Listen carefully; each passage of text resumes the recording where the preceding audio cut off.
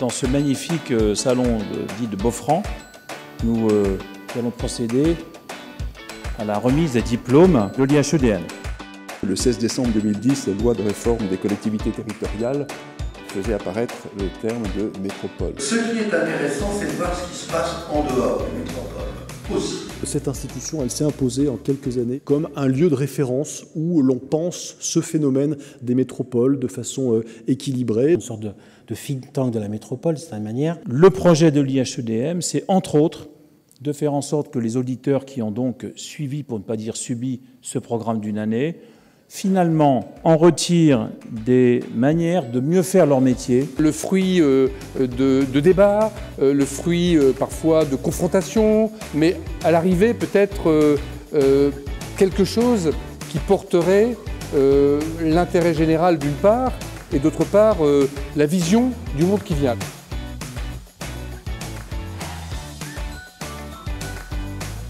Deux sujets apparaissent relativement centraux.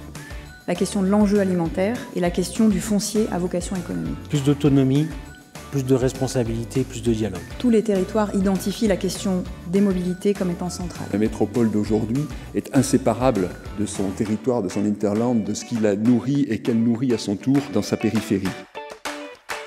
Mes premiers mots sont pour remercier Jacques Gaudron qui joue un rôle moteur dans cette démarche de l'IHEDM. Nous avons levé une très forte attente vis-à-vis de l'État. Et si on disait que l'État, au fond, et ne voyez aucune démagogie dans mon propos, c'est nous tous. Ce dont nous avons essentiellement besoin aujourd'hui, c'est d'une vision politique. S'il y a une vision, il y a un projet, et sur ce projet-là, on doit de temps en temps oublier son précaré et on doit faire avancer le projet global. Il faut imaginer un destin nouveau pour les métropoles. Il faut passer à la simplification opérationnelle, et c'est ça que vous proposez. Car l'attractivité est consubstantielle de la métropolisation. Et comme Rome ne s'est pas fait en un jour, je pense qu'on peut rester confiant, les métropoles structureront leur territoire.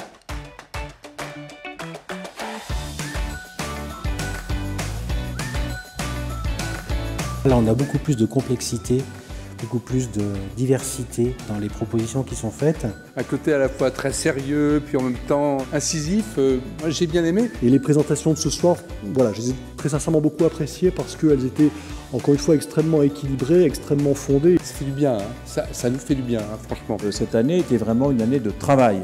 Je pense qu'on a eu une promotion 2019 dont on peut effectivement tous être fiers. Le vent de fraîcheur que j'ai ressenti ce soir, j'aimerais que mes collègues puissent aussi l'entendre. La demande que je vous fais, c'est de nous faire passer à France Urbaine toutes vos propositions. Et je souhaite donc une très bonne chance pour la session suivante, la 2020.